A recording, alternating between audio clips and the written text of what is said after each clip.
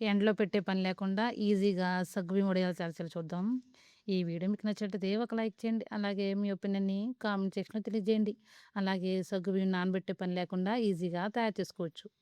మిక్సీలోనికి cup సగ్గుబియ్యం వేసుకొని బరకగా మిక్సీ పట్టుకోవాలి. మరీ మెత్తగా అవసరం లేదు. బరకగా మిక్సీ పట్టుకుంటే సరిపోతుంది.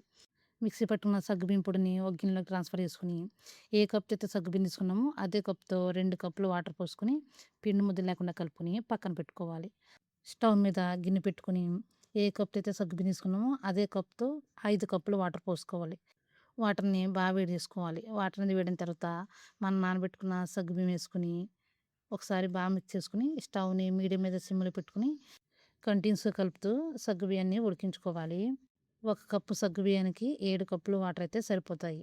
సగ్గుబియ్యం మిక్సీ పట్టుకున్నప్పుడు 2 కప్పులు వాటరు, అలాగే ఇలా ఉడికించినప్పుడు 5 కప్పులు వాటరు. మొత్తం ఒక కప్పు సగ్గుబియ్యానికి 7 కప్పులు వాటర్ అయితే గనక సరిపోతాయి. ఒక 4, 5 నిమిషాల తర్వాత ఇలా కొద్దిగా చిక్కబడుతుంది.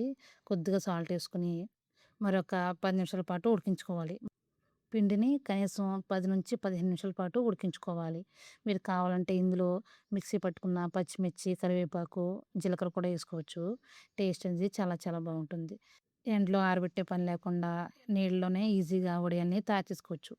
10 నిమిషాల తర్వాత కొద్దిగా చిక్కబడుతుంది. తర్వాత 1 టేబుల్ స్పూన్ జీలకర్ర ఏసుకొని ఒకసారి బాగా మిక్స్ చేసుకొని స్టవ్ ఆఫ్ జేసేయాలి.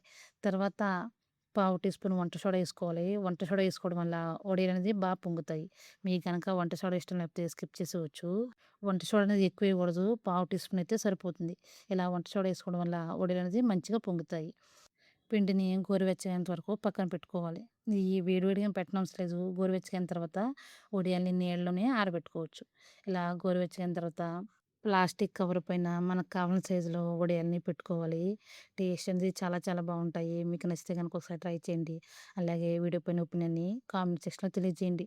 మనకి చిన్నగా కావాలంటే చిన్నగా వడియాలను పెట్టుకోవచ్చు. లేదా పెద్దగా కావాలంటే గనక కొద్దిగా యేసుకొని స్ప్రెడ్ చేసుకుంటే గనక సరిపోతాయి. నేను ఇవి ఎండలో పెట్టలేదు.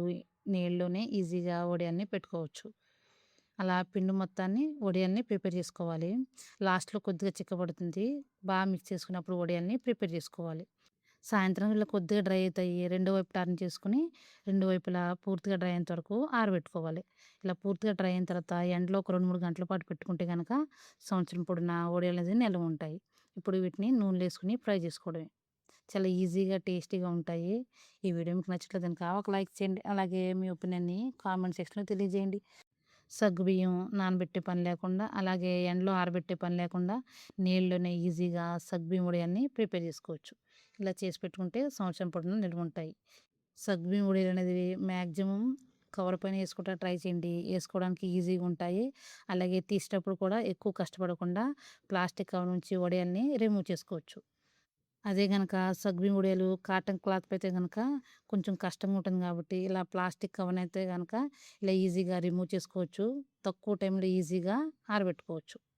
ఈ వడియాలు చారన్నం, పప్పుచారులోకి టేస్టీగా ఉంటాయి. ఈ వీడియో మీకు నచ్చినట్లయితే ఒక లైక్ చేయండి. మీ ఒపీనియన్‌ని కామెంట్ సెక్షన్‌లో తెలియజేయండి. ఫ్యాన్ గాలి కిందైనా సరే ఆరిపోతాయి.